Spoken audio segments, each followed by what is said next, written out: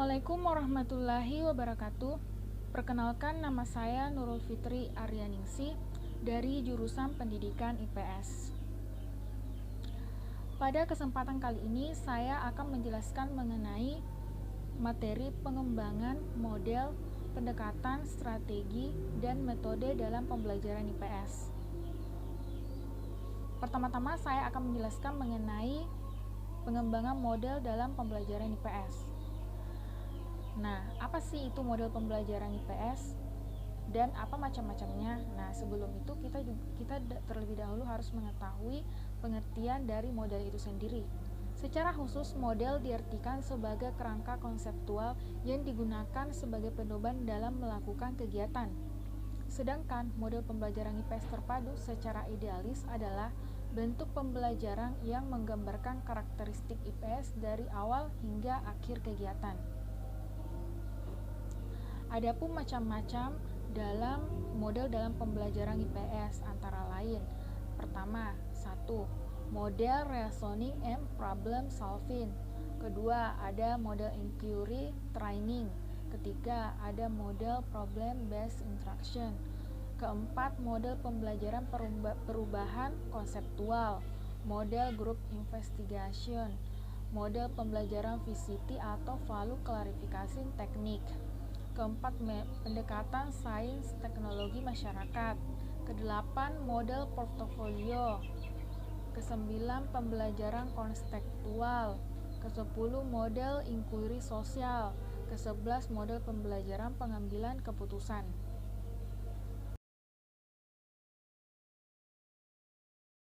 Selanjutnya yaitu pendekatan pembelajaran IPS. Pendekatan pembelajaran adalah cara pandang pendidik yang digunakan untuk menciptakan lingkungan pembelajaran yang memungkinkan terjadinya proses pembelajaran dan tercapainya kompetensi yang ditentukan. Jenis pendekatan dalam pembelajaran IPS yaitu pendekatan saintifik.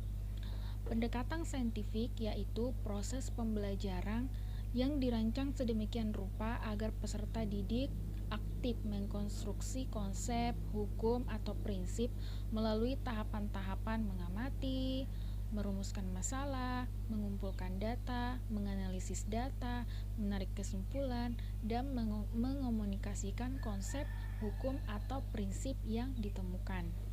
Atau kegiatan pada setiap langkah pendekatan saintifik, yaitu pertama, kegiatan mengamati seperti membaca, mendengar, menyimak video animasi, melihat. Kedua yaitu menanya, mengajukan pertanyaan tentang informasi yang tidak dipahami dari apa yang diamati atau pertanyaan untuk mendapatkan informasi tambahan tentang apa yang diamati. Ketiga yaitu mencoba atau mengumpulkan data, melakukan eksperimen, membaca sumber dari buku atau teks, mengamati objek, wawancara dengan narasumber. Yaitu strategi dan metode dalam pembelajaran IPS. Strategi merupakan suatu cara yang digunakan secara prosedural dan sistematis dalam suatu proses kegiatan belajar mengajar dalam rangka meningkatkan kualitas hasil yang diharapkan, dengan kata lain cara untuk meningkatkan hasil belajar yang lebih baik dari sebelumnya. Strategi yang digunakan dalam pembelajaran IPS.